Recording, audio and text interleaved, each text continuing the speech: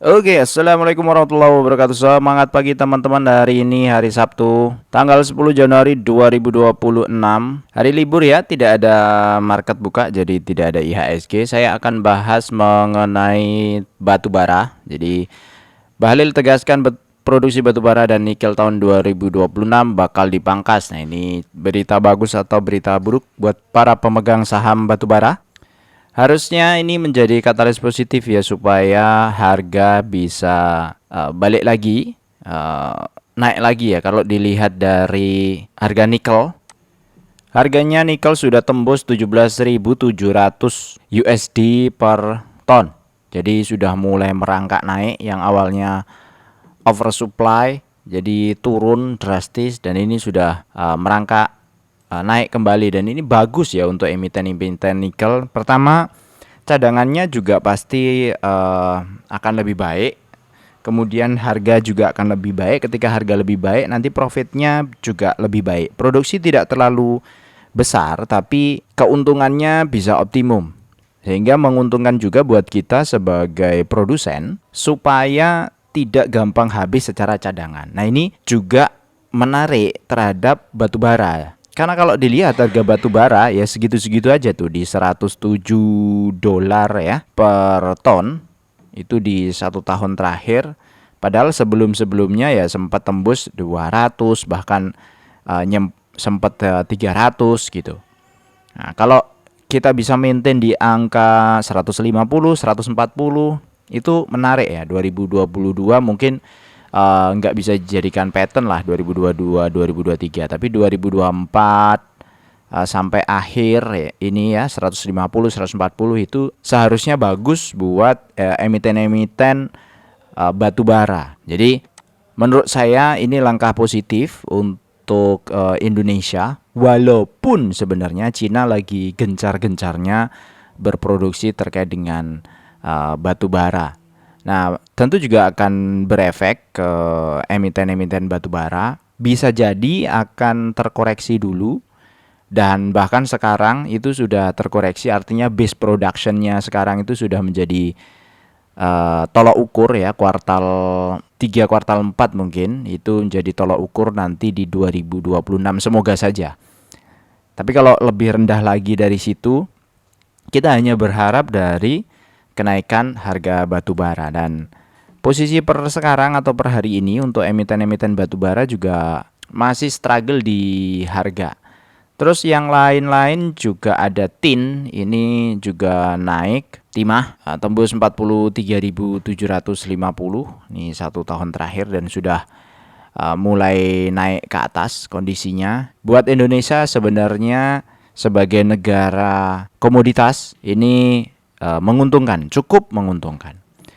Lalu bagaimana terkait dengan saham-saham batubara? Peringkatnya seperti apa? Nah, ini biasanya yang ditunggu-tunggu di sini nih teman-teman ya. Emiten batubara sudah saya kumpulkan. Ini khususnya yang syariah ya, tambang batubara. Ini ada Bumi, ini minyak batubara, ini punyanya Konglo. Apa-apa masukin aja sekalian di sini. AADI di 7.250. Ini kalau dilihat potensi dividen yieldnya sekitar 14,6% 1 tahunnya. Karena dia sudah bagi dividen 536 atau 7,4%, sisanya estimasinya di 520 lagi, yaitu 7,2%. Jadi total setahun 14,6%.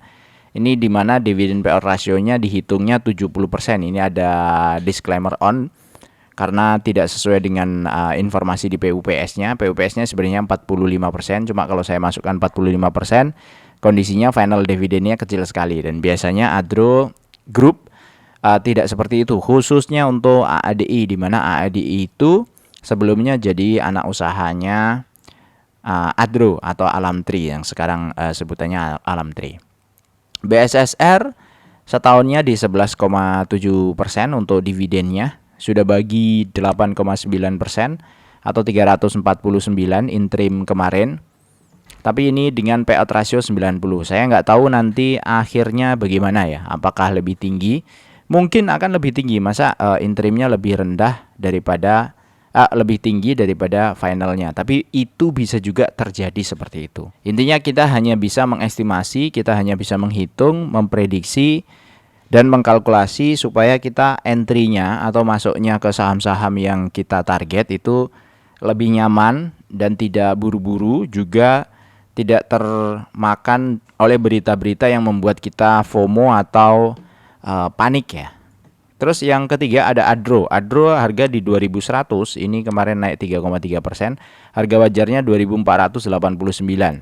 Di mana potensi dividennya hari ini itu sekitar 10,7% dengan payout rasio 100%. Nah, kalau ini agak spesial karena kemarin dia bagi interim dividen itu di luar kebiasaan. Payoutnya gede banget, dan kalau ngelihat EPS-nya 1 tahun 224 ini 100% pun itu baru 144 dan 80. Jadi 80-nya itu masih istilahnya sisanya ya. Kalau EPS-nya adalah 224, di mana 224 itu adalah setahunnya kuartal 3. Nanti kalau kuartal 4 udah rilis, yaitu finalnya ada di sana. Nanti kita akan review juga pas waktu nanti kuartal 4 sudah rilis. Terus selanjutnya ada Games 8.250 harga kemarin hari Jumat.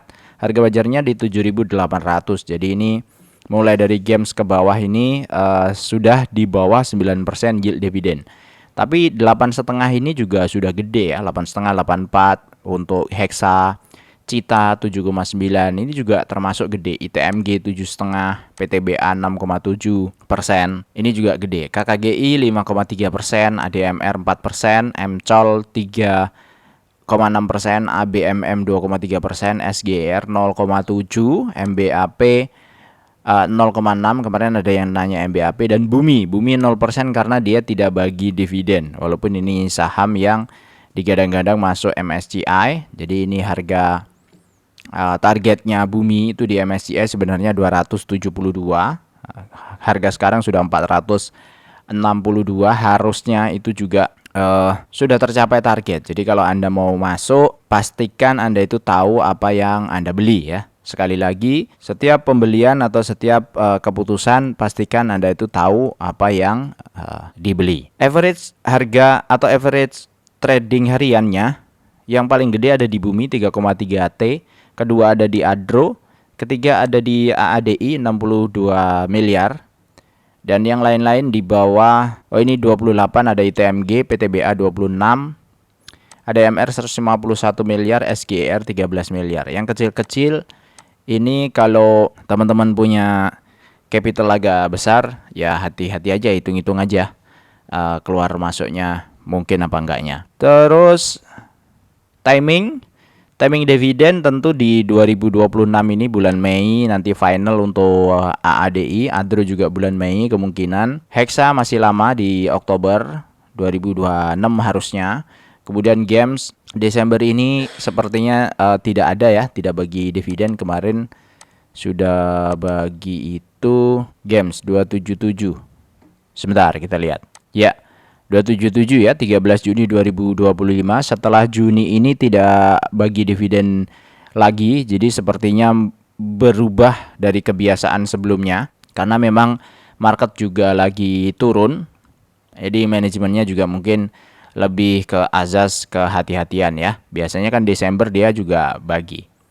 Dan jika kita hitung dengan dividen for living, investasi untuk persiapan pensiun dengan passive income, kita nabung setiap bulan 2 juta per bulan selama target waktu 25 tahun dari umur 30 sampai umur pensiun di 55 tahun. Ini kondisinya kalau kita simulasi pakai AADI 14,6% per tahun. Jadi ini syaratnya yield investasi kita 14,6% per tahun. Konsisten terus-terusan selama 25 tahun nabung, yang awalnya 2 jutaan per bulan sampai tahun ke-25 naik ini setiap 5 tahun naik 20%.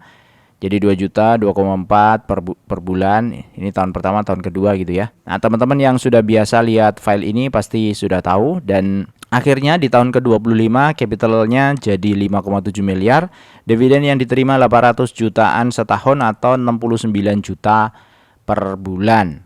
Jadi ini sesuai dengan target kita. Targetnya adalah 18 juta. 18 juta itu setara 10 juta per bulan hari ini ya. Buat teman-teman yang baru ngelihat file ini, lihat video-video saya sebelumnya itu juga menjelaskan terkait ini. Dan bagi yang pengen dapat updatean full terkait dengan file ini tanpa ada filter, sortir dan seterusnya, termasuk juga saham-saham Konglo, join aja di membership ya, subscribe kemudian klik join. Di situ nanti akan saya share setiap minggu, paling tidak itu 1 kali saya share full ya, full tampilan screener ini. Ini ada 100 lebih saham yang saya masukkan, khusus saham-saham syariah yang masuk ke sini.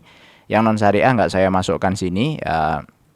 Itu memang universe-nya saya universe saham syariah, termasuk juga saham-saham Konglo itu juga yang masuk ke saham syariah. Ada banyak Konglonya, ada Pak Thohir, kemudian Abu Rizal Bakri, ada di video 2 video 3 video sebelum video yang ini saya upload ya.